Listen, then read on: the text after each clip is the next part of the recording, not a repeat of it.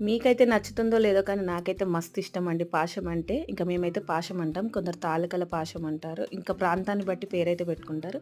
ఇంకా మా అమ్మ అయితే చిన్నప్పుడైతే చాలా సార్లు చేసి పెట్టేది ఈ స్వీట్ అయితే. ఇప్పటికి మాకు మా పిల్లలకి చేసి పెడతది. ఇంకా మా అమ్మ టేస్ట్ అంత బాగా చేస్తదనమాట. సమ్మర్ హాలిడేస్‌లో ఇది ఖచ్చితంగా ఉండాలి హాలిడేస్‌కెళ్తే.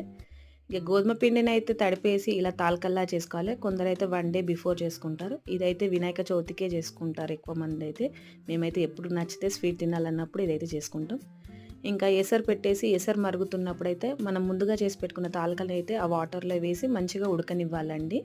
లేదంటే తాలికలు ఉడకకుండా అలానే గట్టిగా ఉంటాయి. ఇంకా ఇప్పుడు తాలికలు మంచిగా ఉడికిన తర్వాత అయితే బెల్లాన్ని దంచి ఇలా వేసుకోవాలి. కొందరు బెల్లంలో పాకం పట్టి తాలికను అలా ఉడికిస్తారు. మేమైతే ఇలానే చేస్తాం.